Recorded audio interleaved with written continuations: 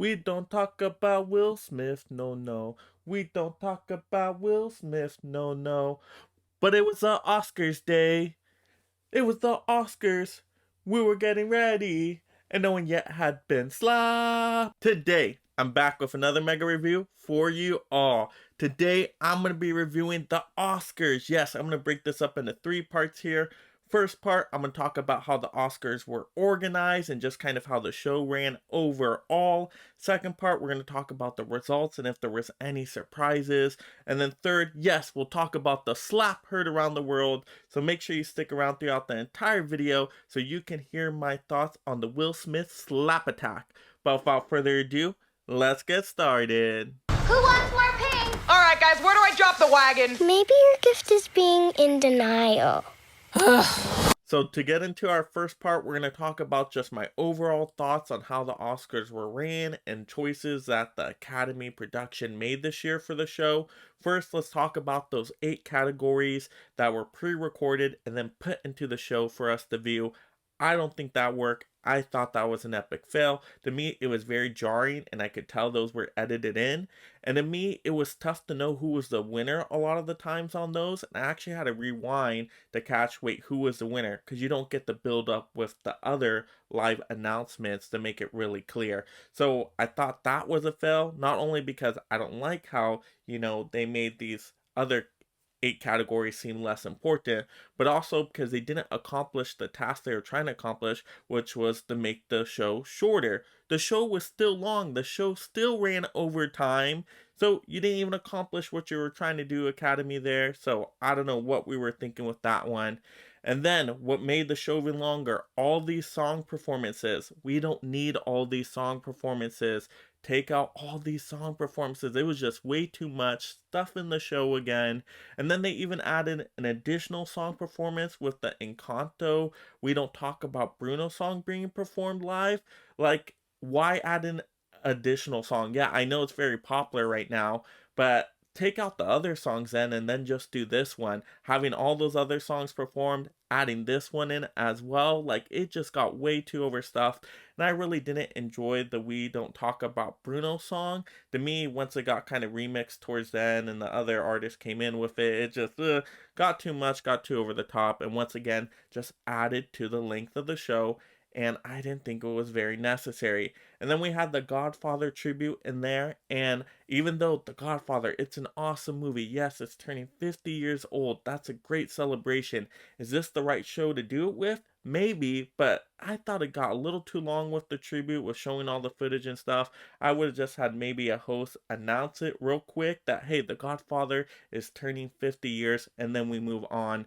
Because once again, the show is getting overstuffed with things that aren't as important as really the awards and the award winners, correct? So I just did not like that personally, even though it was cool, but I thought they could have gone about it a different way. And then we had the memoriam, and I thought it was interesting how they did it this year. There was like singing and dancing and music to it, which I don't know if I love that choice. I guess they're trying to make it more entertaining in a way. That's probably why they added it, but I know it's supposed to be a serious time though, kind of going through the memoriam.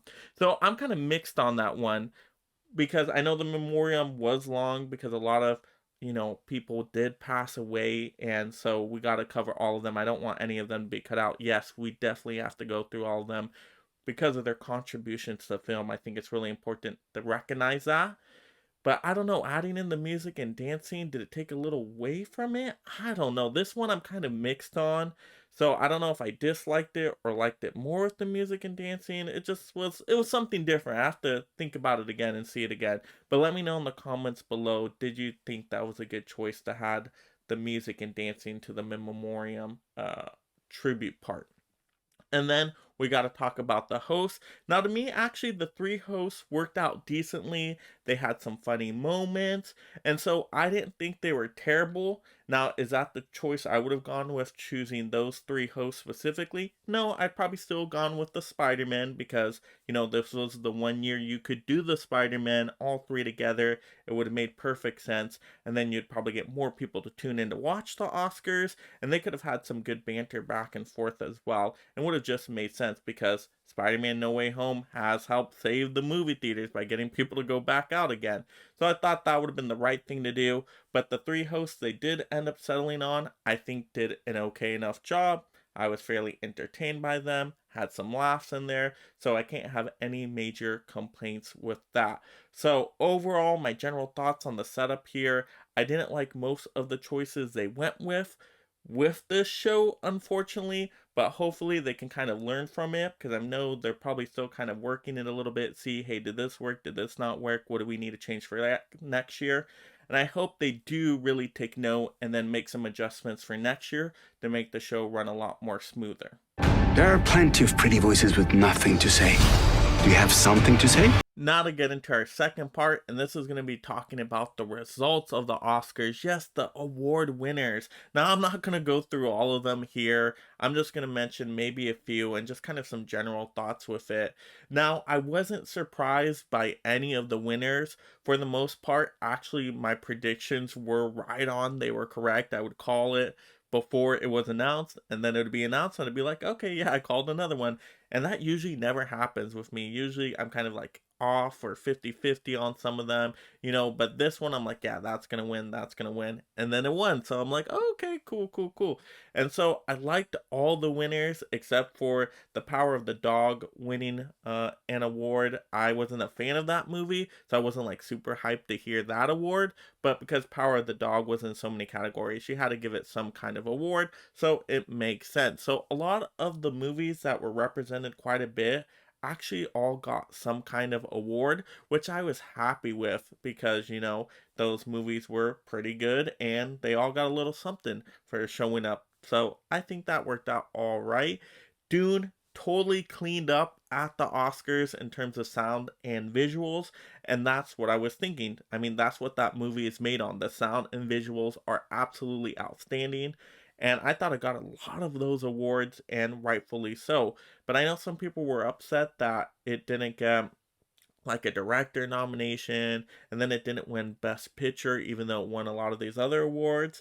But there's a lot of components that make a Best Picture, right? It's not all about the sounds, the visuals. There's a lot of things that go into it. And I know often the Oscars lean more towards a movie they feel that's more of societal importance or that's going to be more significant in the long run and, I don't know, impact the world more, I guess you could say. So I think the choice to go with Coda for Best Picture was a good choice. I was happy with it. It was number 4 on my nominee ranking list. If you haven't seen that ranking video, I'll link that one in the description below. Definitely check it out after this video. But yeah, I was happy with Coda. Now, was it my favorite movie of the year? No, I like King Richard better than the other nominees. But I didn't think King Richard was going to win. I think, yeah, you know what? Coda's probably going to win, and Coda won. So I thought Coda was a delightful movie, very impactful in its own way, very inspirational in another way. And so I thought it deserved Best Picture, and I was happy with it. But I mean, I would have been happy with a few other choices as well. And I mean, I kind of go into the awards of, hey, whoever wins deserves the win. I don't see, oh, that person won and now I'm going to be all upset. Hey, that person, that category, that shouldn't have won that award. No, I don't approach it that way. You have a large voting block with the Academy, all these people that work on movies, and that's where the strength of the Oscars and the Academy is. How there is so many people voting on these categories that, hey, whoever wins got the most votes and should have end up winning, right? And so to me, I'm always fine with the winners. Of course, some make me a little bit more excited than others, like my personal favorites, but I'm never super disappointed in a winner. But really, not many surprises here. Once again, I've predicted most of the winners. And so, yeah, I was happy with these winners overall. One of the speeches that did stand out to me that I really enjoyed was Troy, that one for Coda. Uh, for the acting, I thought that was definitely deserved there for a supporting actor. I thought he did a wonderful job in the movie, and his speech was, heartfelt, and I thought that was just really nicely done. So that was one of the speeches that did stick out to me a little bit. And there was other good speeches in there as well. But overall, in terms of how the results went, I don't think anybody was snuffed or anything. I don't think there was any shocking upsets. I think it played out how we thought it was going to play out. So what'd you think? Now to get into our third topic, and probably the topic that everybody is here for. It deserves its own little segment here. We got the slap heard around the world. Like, what just happened? I was shocked by this. I never seen anything like this. I'm watching an award show. I'm like, what is going on? Let's rewind that again to see really what just played out here. And I was just like, wait, what's going on? Like, is this really happening? And once, I realized that, yeah, the Oscars are censoring, cutting out the volume, like, okay, yeah, something is going on here that should not be going on. And I'll give my 2 cents on the situation. I'm sure a lot of people will disagree with me on it. I'm sure there'll be people that do agree with my position on it. But let me just go over my kind of general thoughts on it. So, Chris Rock, he's a host, he's a comedian, he's going to be making jokes up there.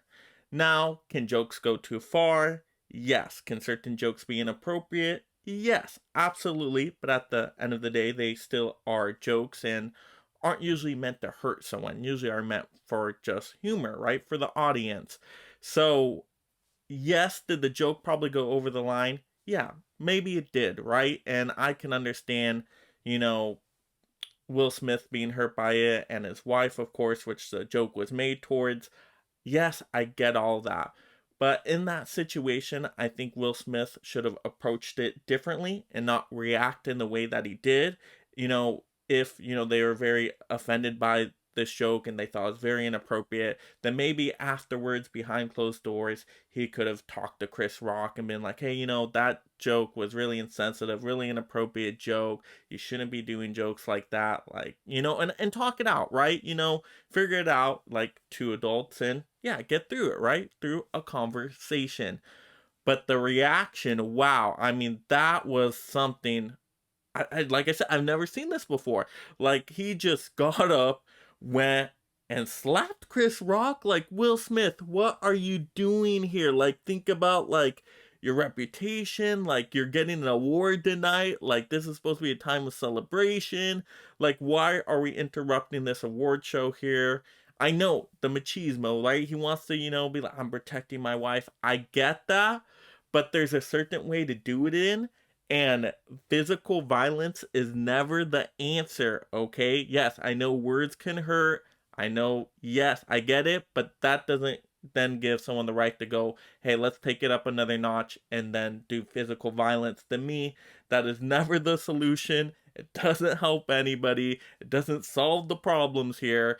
And so to me, I was just like, wow, Will Smith, did you really just do this right now? Like, I still think you should win your Best Actor award because, yes, to me, you were the Best Actor of the Year in King Richard, so you still rightfully deserve the award. But come on, man, now people are going to be soured on this award now.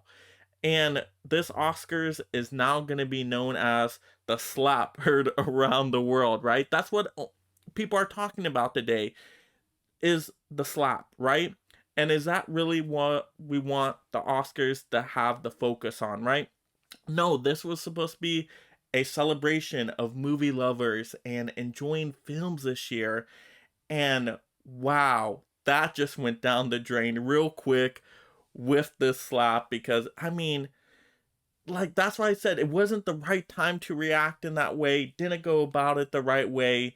And because then it hurt, him getting his award later on. And I don't think he much improved upon it with his speech. I mean, I think once he eventually got to the apology of the Academy, I think, yes, that was super necessary. And that kind of helped glaze it over a little bit.